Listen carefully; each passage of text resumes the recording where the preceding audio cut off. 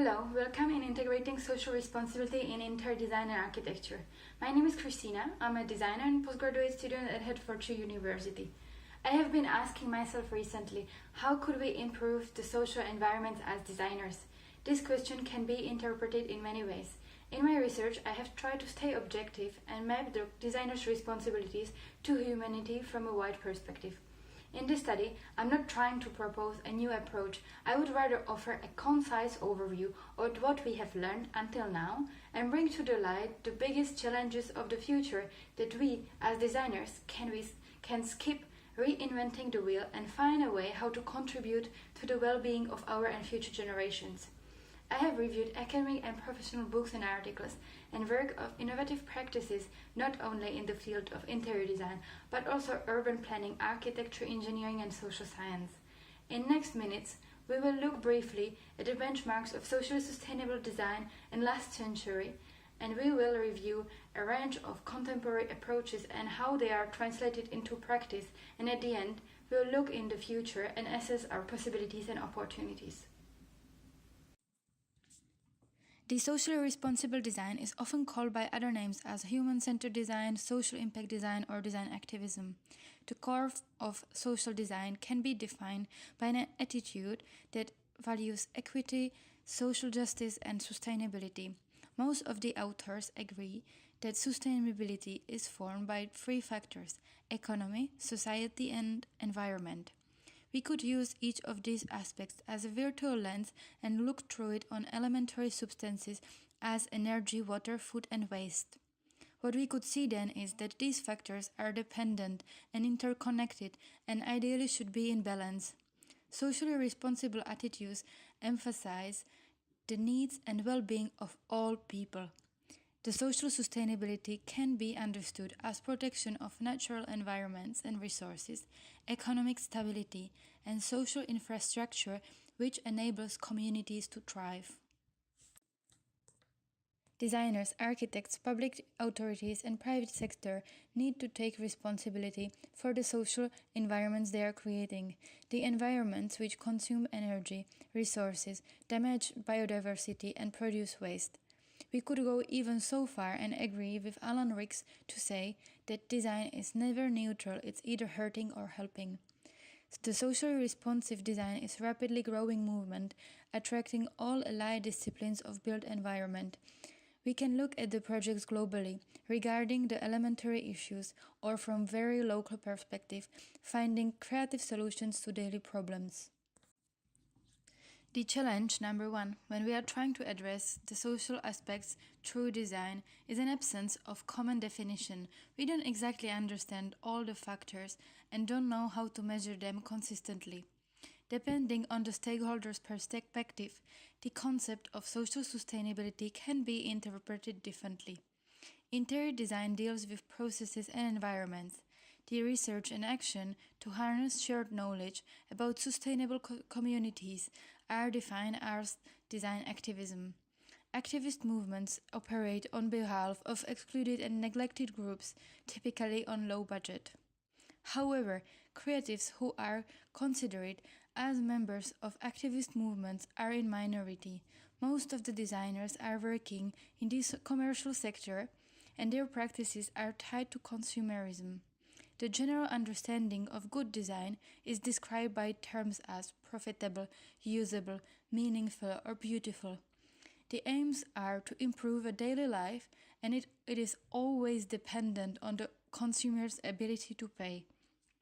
The market has been named the best decision maker, and well-being is defined by economic growth. But the consumption, how we know it today, is not sustainable in long term.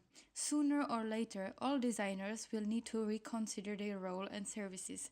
We will be asked to redesign the economy for the post-growth era, find a new, better way of consumption, ethical and green norm aiming at energy efficiency, fair trade, organic production or reuse to sustain the human well-being as well as our profession. In 20th century, design was a great movement which democratized consumption. It was about Henry Ford, IKEA or Coca-Cola. The notion of social responsibility in design is also not new. First signs of social movements can be spotted in the era of Industrial Revolution. The movements at the time were defined by a working class struggle who fought for civil rights. Some artists like William Morris and John Ruskin were responding to the social spatial conditions through a creative work with an objective to alert the raising issues. In 30s and 40s of 20th century, Bauhaus shows the potential of design to have some social impact. However, the design process is still passive. The attention was still tied to traditional art values. Spatial planning decisions were dependent on quantitative data collection.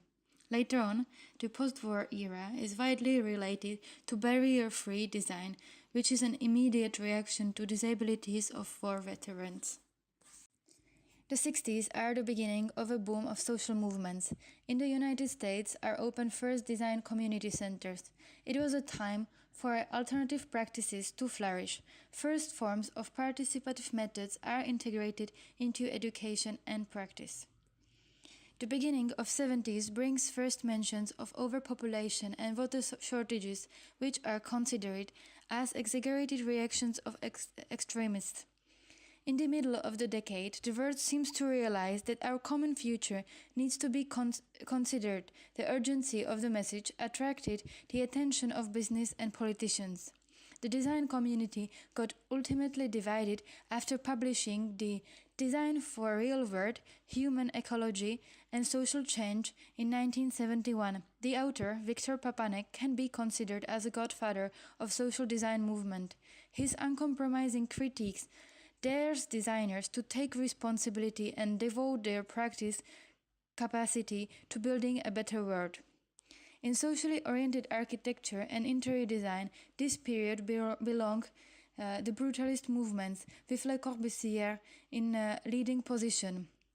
Initially, the new housing concept was very popular with the residents. The buildings were spacious and modern. Architects were exploring possibilities of mass production, cheaper, faster and bigger. Eventually, in long term, sites all over Europe started to fail. To name some, Highgate Estate in London or L'Espace Abraxas in Paris. The architecture is blind for isolating residents and creating dark, dead spaces for unsocial and violent behavior, inflexibility to adapt to new needs and maintenance cost. The fact is that while some of these sites became high-end locations, others are partially abandoned. Highgate was demolished in 2011. In the 3 decades of its existence, the site produced a community with a high concentration of people with multiple problems of deprivation, resulting to all sorts of social and health problems. The final decision about the demolition was supported by research proving that it is very difficult to change neighborhoods' reputation. Often it's tied to a space for generations. Today, a new Highgate is being developed, promising new parks, leisure facilities, employment opportunities, and housing. Moving further, 1987 can be appointed as a breaking point. A United Nations organization known as Brundtland Commission, after former Norwegian Prime Minister published a conference report, Our Common Future, which states sustainable development is defined as an approach that meets the needs of present without compromising the ability of future generations to meet their own needs. Since then, the rhetoric of sustainable design is founded on the premise which combines environmental, economic, and social factors into the general understanding of sustainability. After this, the governments of Europe started to adopt sustainable development agendas. However, it is the environmental component which will become the focus of sustainable design. In the last decade of the 20th century, the U.S. Green Building Council was founded. To date, it was known for a leadership in energy and environmental design, shortly LEED, Green Building Rating System.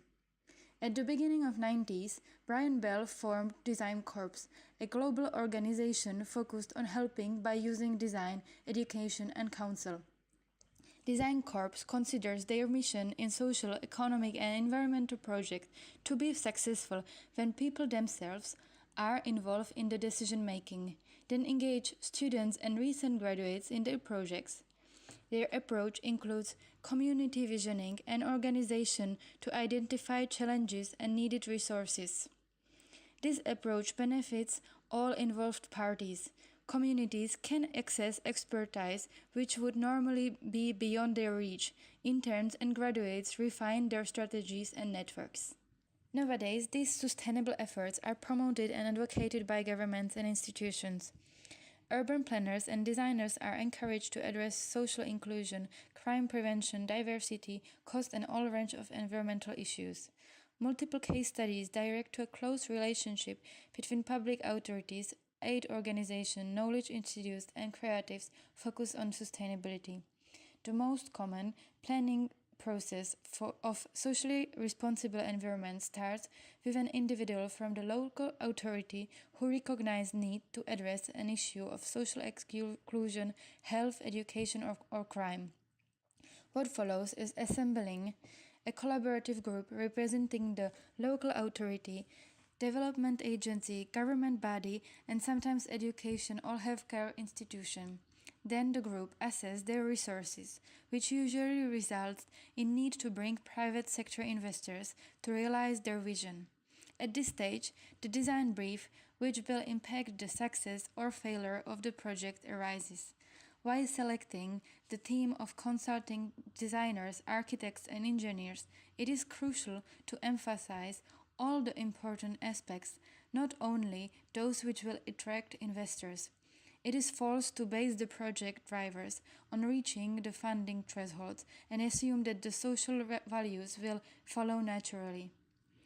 The creatives should step out of their traditional roles, which comply with the bottom-line goals, and rather contribute to collective optimization of the space.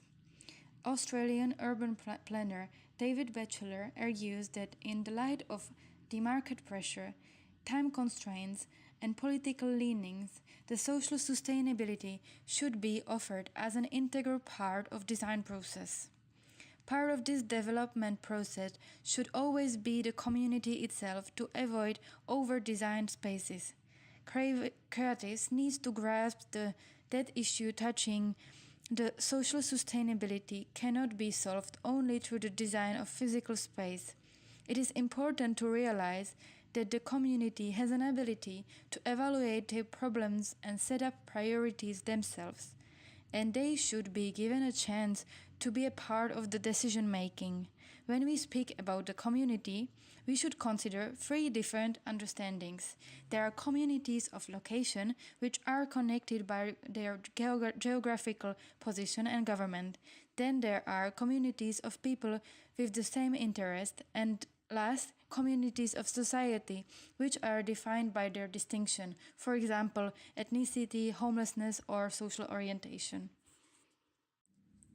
There is a whole range of strategies how to engage communities in the design process. Let's have a brief look at a selection of the most significant concepts. First, there is an assets-based approach, which rejects the focus on problems and instead identifies what is working well and why. It encourages imagination and innovation. Another approach, called community profiling, is standing for inclusiveness. The community is actively involved in the research in order to understand the internal diversity and determine the most appropriate course of action. In the community strengthening, the basic premise is that all the knowledge and skills are available in the community. The assets are mobilized in a collaborative effort towards positive change. There are other attitudes, but what connects most of them is collaboration, positively aimed analysis, and big portion of responsibility in decision-making given to the community. I will give you a great example of a special project which enhanced the community through engagement. In 2011, after a devastating earthquake in Australia, the community of Christchurch was left with no public space. The time for rebuilding the city was planned on several years, and it has been obvious that people will need to be encouraged to get back to their normal lives much earlier than that. So the idea of container mall called Restart was born. It worked like a Lego. The developers had building blocks, and then the space was planned collectively. This temporary venue stayed there for 6 years and became an iconic spot. Without a doubt, it helped to re-establish the local cultural life. According to the Young Foundation, which has a wide reach across many disciplines tackling social challenges through community engagement, research, and innovation, there are 4 dimensions which shape the socially sustainable developments. Projects like Restart are bringing people of different age, ethnicity, religion, culture, and social class together, fostering local networks. The developers have given a voice to the community, let them affect their lives, which was vital for success of the investment. And lastly, there was a space for the venue to grow. Restart began with 30 containers. In 6 years, the space was doubled. The social infrastructure was able to adapt the new needs and opportunities. This attitude covers 3 of the dimensions of socially sustainable projects, which are cultural life, influence, and space to grow. The last dimension is social infrastructure and needs to be considered more globally. In practice, we can imagine a small town or neighborhood. To keep the local community healthy, there needs to be a shop, pub, school, church, chemist, community center, and sport facilities, ideally in walking distance. These spaces should encourage collective activities and create a sense of belonging and safety. Let's reflect on what could be an interior designer's role in this. With the technical framework of our discipline, we can be involved in building a people-friendly layout, creating distinctive spaces which enhance the sense of local identity, designing all range of outdoor and indoor communal spaces, starting from schools, health centers, facilities, multifunctional spaces, to commercial-oriented amenities. Except providing the design services, interior architects can become advocates for the social cause. We can help to identify the physical spaces which can be influenced, managed, or developed by the residents. To aid socially sustainable design concepts, SEED, Social, Economic, Environmental Design, provides a measurement tool developed for architects and designers. This evaluator helps to assess the positive impact of their projects brought about by response to social, economic, and environmental justice and community engagement initiatives. The SEED evaluator offers process guidelines to define priorities and goals, an online communication platform for multiple stakeholders, and importantly, the successful projects can be awarded accountable SEED certification proving that the concept goals were met. One branch of social impact design movements focuses on making the business case for social and environmental design. These endeavors can be largely covered by corporate social responsibility concepts. In the last 15 years, the management has transformed from ultimate profit orientation to more complex attitude, maintaining an equitable and working balance between company, employees, and customers. American interior designer Julia Monk says, sustainability, when it is done right, is about resilience and economic resilience in addition to the environment. In her experience, the hotel guests today, which are widely represented by millennial generation, consider the social responsibility as one of the top expectations. Across businesses, better social performance is often acknowledged through certificates and labeling schemes as LEED, Energy Star, or SEED certificates. In interior design, the largest contribution to sustainability is undeniably represented by initiatives which have potential to foster both economic and environmental factors. I would like to introduce you at least some of these strategies. First, something so simple as daylighting. Windowless buildings have been surprisingly common aspect of many industrial, office, and leisure constructions. This results first in a high energy consumption and second, decrease of human performance and ability to handle stress. There is a variety of simple solutions to this simple problem. For example, adding windows and atriums, skylights, sky gardens, or lighting fixtures imitating daylight, or optimizing the room depth. Energy consumption can be reduced about 40% and human performance boosted up to 10%. Other energy-saving tools are modern low-floor water fixtures, high-efficiency lighting systems, or occupancy sensors controlling light and air conditions. Green technologies can help to gain reputation and reduce construction and operational cost. Another focus is reuse, recycling, embodied life cycle costing, and waste management. It is worth to mention that sustainable components can be funded through third-party financing, bonds, and tax incentives.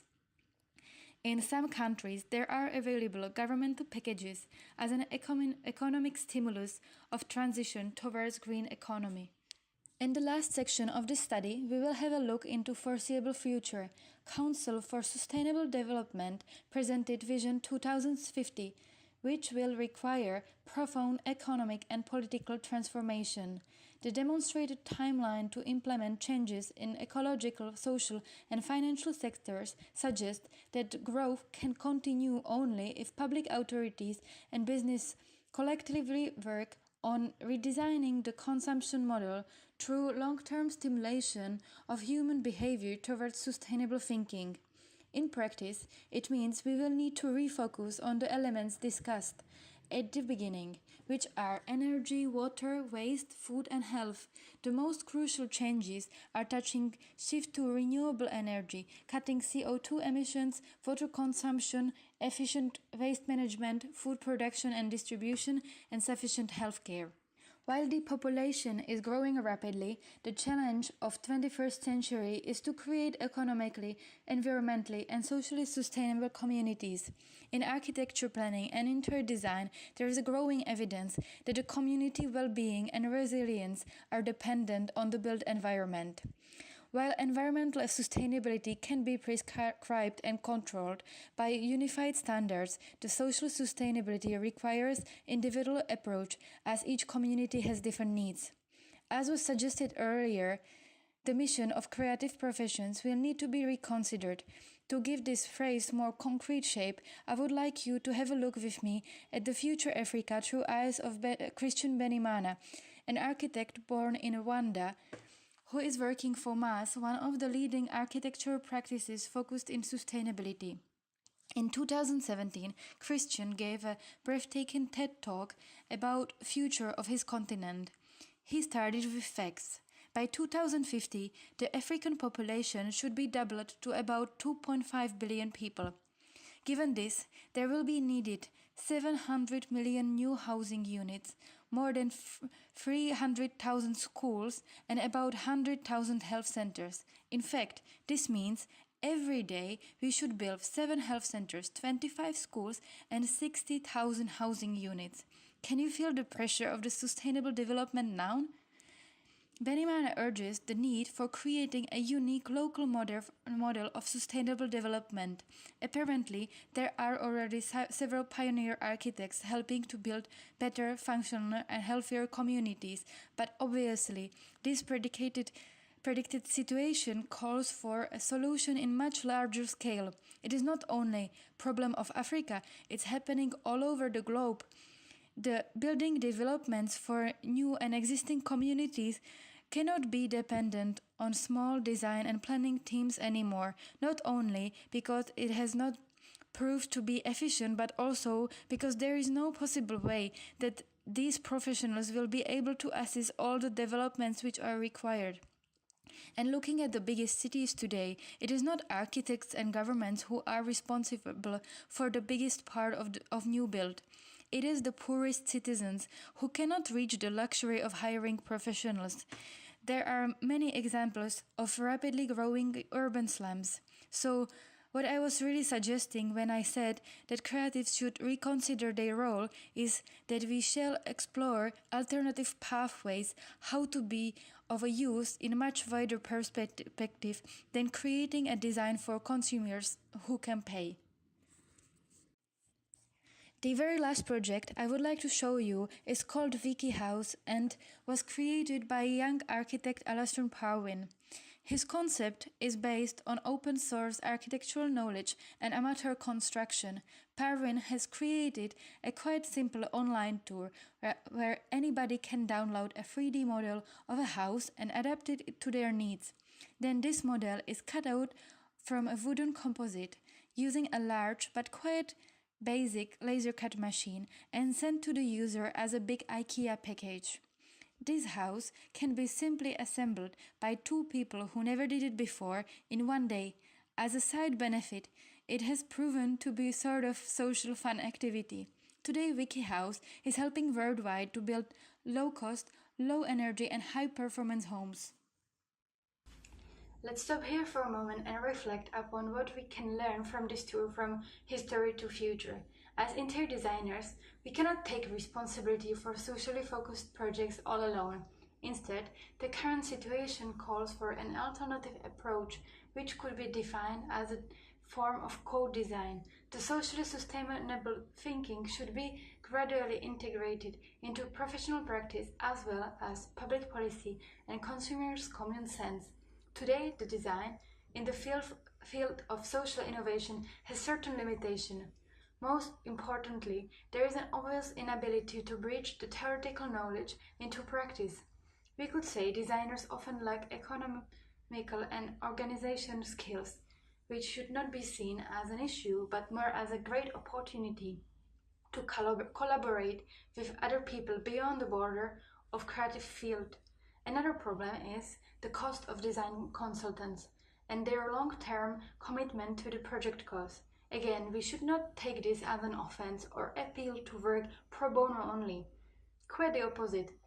It is a challenge to come out with an alternative pathway, how to create new market for our work and unlock the necessary capital. And last, sustainable interior design proposals are often superficial, ignoring historical and contemporary evidence. And an objective of this research is to provide a concise framework of this evidence in a global perspective, encourage the interior designers to rethink their practice and go one step further towards common well-being. There are a few lessons we could take away from this study. First, structures of sustainability needs to be integrated globally in government and education institutions as well as professional practices. Second, knowledge is transferable. Third, strategic and collaborative work is necessary. 4. Every individual has its value and capability to contribute. 5. Community engagement brings diverse opportunities which may not be seen otherwise. But most of all, we designers are as well citizens, and it is our responsibility, as it is responsibility of anybody else, to consider the well-being of this and other generations. We have a skill set with a great potential to actively engage in creating more livable and resilient environments, so find the courage to step out of the line of your profession.